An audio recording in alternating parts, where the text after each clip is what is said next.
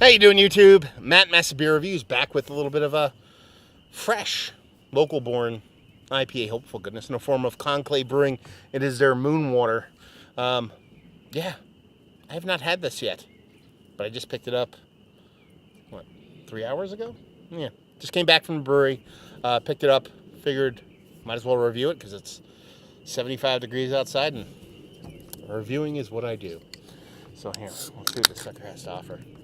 Conclave, I'm a fan of what they do, not just in the hazy realm, but also in the the lager game is awesome.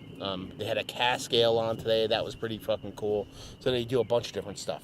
But as far as this one goes, outside of Dirty Glass Mafia, this just has a soft haze to it, nothing too crazy.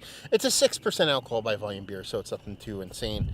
And she's got a nice creamy white head to her, a little bit of kind of rockiness to the top there, but super tight back bubbles. She's a pretty beer, along with this label. So it's a pretty label. They have kicked up their label game. I'm a big fan of what they do label-wise, so can art, it's pretty fucking awesome. So yeah, she looks like a lower ABV kind of hazy, let's put it that way. Let's get a nose. Man, that's super grapefruit. It's grapefruit, pineapple, like really citrus, zesty. It meets or matches today perfectly. It's like beautiful outside. The peeper's going crazy. There's a nice soft breeze. It is summer, even though it is only March. And I'm really fucking kind of digging this. And I want something bright and refreshing and all that stuff. I'm doing 3 barrel-aged stouts after this review, by the way. But I want something bright and refreshing. And this is footing the bill.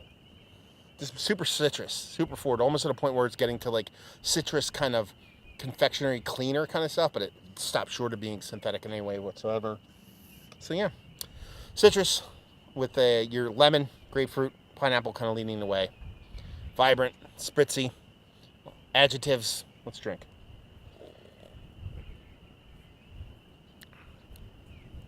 That's nice. That's super chuggable. It's 6%. It drinks more like 4.5%. I wish it was the opposite. You know, I wish it was 4% beer that drank like 6. That's just me. And I think it's tasty. The nose falls into the taste almost perfectly. It's not as vibrant, not as punchy, but you're getting those citrus vibes leaning heavily on that lemon, on that grapefruit, on that pineapple, with a nice soft sweetness that's sweet enough to kind of bounce off those hops, because there is a soft bitterness to it too, but it ends up coming, I don't want to say thin, but light. It comes off very light, very drinkable.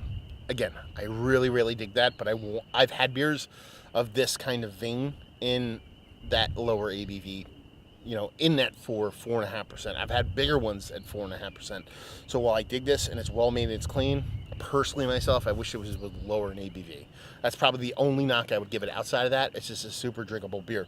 It's not going to be confused with a super turbid hazy that's just like thick and gooey and just this monster of a big hazy beer. It's not going to be confused with that. Sure, it looks the part of a hazy, but it drinks a little bit more cleaner, a little bit more refreshing in that. That's perfect for today, to be perfectly honest with you. I have a couple more. I could see a couple more of these going down tonight. So, yeah. Let's talk about it. Is it one of the better lower-ish ABV IPAs that I've had as of late? It's definitely worthy being in the conversation. Just not going to get up there in that upper echelon. If you got this down to 5%, I would be going gaga. You're like, oh, come on, you son. That's you're bitching over 1%. 1%'s a lot. You know what I mean? So it's kind of where I hang my hat bitching about those things. So take that for what it's worth. Value and availability.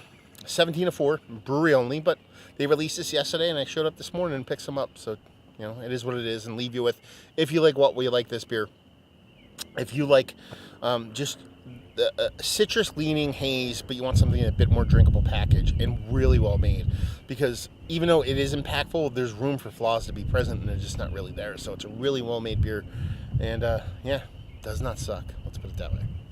There you go. Another review in the books. Hopefully you guys enjoyed it. Down there if you want to talk about it. Massive Beers if you want to check me out doing the social media stuff. Beer Massive if you want to check me out doing the whole podcasting thing. And hopefully you guys enjoyed the review. Hopefully enjoying a little easy game right now. And hope to see you next time.